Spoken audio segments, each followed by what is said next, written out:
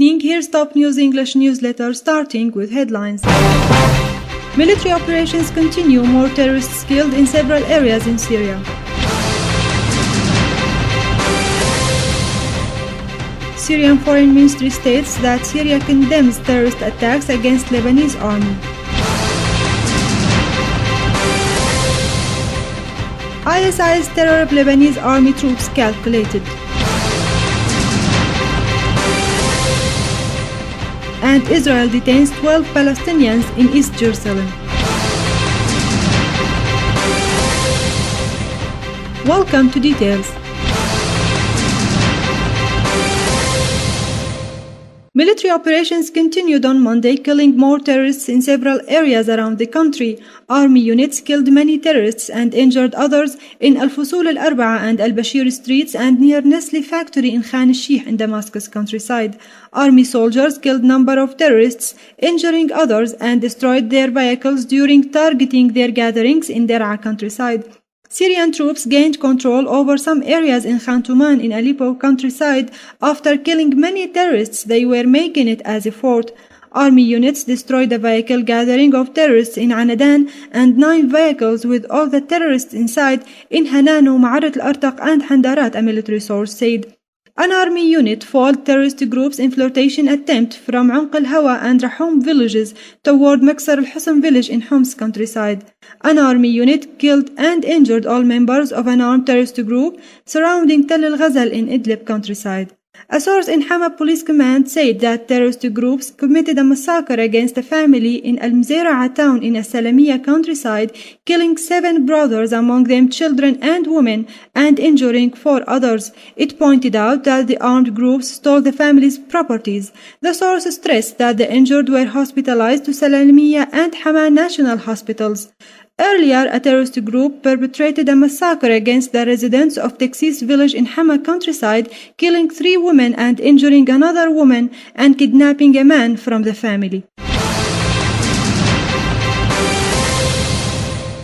Syrian Foreign and Expatriates Ministry condemned Monday the planned attacks launched against the Lebanese army by members of the terrorist groups of the Islamic State in Iraq and Syria and Al-Nusra Front with the aim of destabilizing the brotherly country of Lebanon. A source at the ministry said in a statement that the attacks launched by terrorists against civilians and military checkpoints and posts in the Lebanese town of Arsal and its surroundings require providing support to the Lebanese army and standing by it in its battle against the extremist Takfiri terrorism. The source added that the Syrian Arab Republic stresses its support and solidarity with the Lebanese army in confronting the armed terrorist groups and eliminating them, expressing conviction that the brotherly country of Lebanon will triumph in its battle and thwart what it had to destabilize the situation there. The source pointed out that Syria had repeatedly warned of the foreign-backed terrorism, which does not know borders or identities, considering that it would extend to the region and its vicinity has not yet been confronted and has not got its springs dried up, stressing this could be done through obliging the countries known for supporting these armed terrorist groups to stop funding, arming, training and lodging them in implementation of relevant UN Security Council resolutions. The Syrian Arab Republic, which considers that confronting terrorism that is launched against Syria, Iraq and Lebanon is a defense of the security and stability of the region, stresses its resumption to eradicate the terrorist groups with no hesitance, armed with the consensus of the Syrian people and their support to the armed forces, it concluded. In Lebanon, Lebanese Army Commander General Jan Qahwaji has insisted that recent clashes in northeast Lebanon were premeditated, rejecting claims that the terrorist attack on the nation's security forces was prompted by the arrest of a Syrian-based ISIS terrorist leader. Speaking at a rare news conference on Sunday following 2 days of clashes between Lebanese troops and Takfiri terrorists in and around the Biqa' Valley village of Arsal near the border with Syria, Qahwaji vowed that the army would continue its military operations to crush the terrorists who intruded into Lebanon after being chased out of Syria by government forces. It is not true that the clashes began because of the army's detention of Imad Jum'a, Qahwaji said, referring to the suspect who had confessed to planning a large terrorist operation against army bases. Kahwaji also pointed out that Jum'a was surveying the area in order to put the final touches on the planned terrorist attack. This terrorist attack, which occurred yesterday, was neither an attack by chance nor coincidental. It was planned a long time ago, with the militants waiting for the appropriate time, which came during the last 48 hours, he told reporters at the Defense Ministry.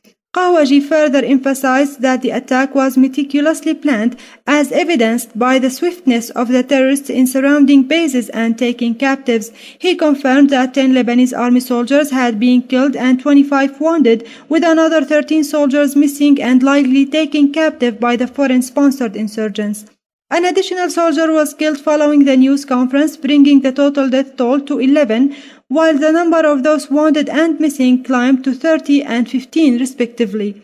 Kahwaji also reiterated the army's readiness to confront the huge Takfiri threat, underscoring the need to act quickly or the Takfiri movements would benefit from what is happening in Arsal and would replicate the incident in another Lebanese region. We call on all political and spiritual leaders to be wary of what is being planned for Lebanon and what is coming to us, because any occurrence in any region will be regarded as a grave danger because of the risk of transmission, he said. Kahwaji went on to describe the intruding terrorists as predominantly foreigners that work in collaboration with people planted inside refugee camps. He called for settling the issue inside refugee camps as well as the regions hosting them in order to prevent such locations from becoming a pool for terrorism. Kahwaji affirmed that the army would work to prevent any further spillover from the foreign-backed insurgency wars in Syria and Iraq, expressing fears that ISI's terrorism under the pretext of an Islamic State may expand into Lebanon from the Syria-Iraq border regions. In Gaza, a child was killed and 30 people wounded in a strike on a refugee camp in Gaza City Monday, just minutes into an Israeli-declared truce, medics said. The strike hit a house in the beachfront Sha'ati refugee camp, killing an 8-year-old girl, emergency services spokesman Ashraf al-Qudra said. Witnesses said it was an Israeli airstrike, but there was no immediate comment from the Israeli army, which said it was looking into the incident. Earlier on Monday, the Israeli army announced a unilateral 7-hour lull, which went into force at 7 GMT. In Jerusalem, the Israeli authorities have detained 12 Palestinian residents of East Jerusalem over charges of involvement in clashes with the Israeli troops. In a statement on its website, the Israeli police said that 12 were detained overnight over involvement in rioting.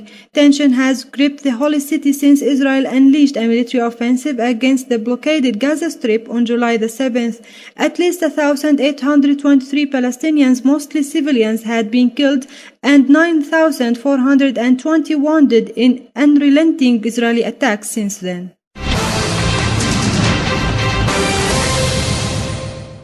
Iran plans to seek criminal prosecution of the Zionist regime through international channels for the massive atrocities it has committed against the Palestinian residents of the besieged Gaza Strip, a senior official says. The Islamic Republic of Iran, along with political, diplomatic and humanitarian support for the Palestinian people, has put legal support on its agenda to bring to justice the criminal leaders of the Zionist regime, said Iran's Deputy Foreign Minister for Arab and African Affairs, Hussein Amir Abdullahian, in a televised interview with an Iranian TV station on Sunday. Amir Abdullahian went on to say that consultations have been held with international legal experts in this regard, adding that among the regional and Western countries exists the potential to activate that mechanism. And finally, in Iraq, the Islamic State of Iraq and Syria warned Monday it would seek to further expand into autonomous Kurdish territory after claiming key towns and areas over the past 48 hours. The jihadist group listed the gains achieved over the weekend in what was its most significant territorial push since first sweeping across Iraq nearly 2 months ago. It seized the large towns of Sinjar Sunday, as well as 2 others in the same area. It took the town of Zumar the previous day and is now threatening Mosul Dam, the country's largest.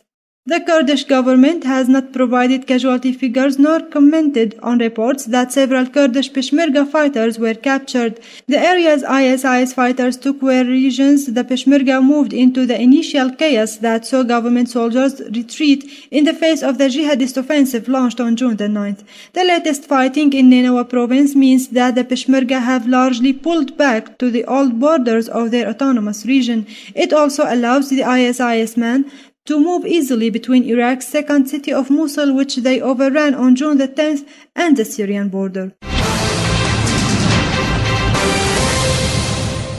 That's all for today. Thanks for joining us. I'm Dima Younes. Good night.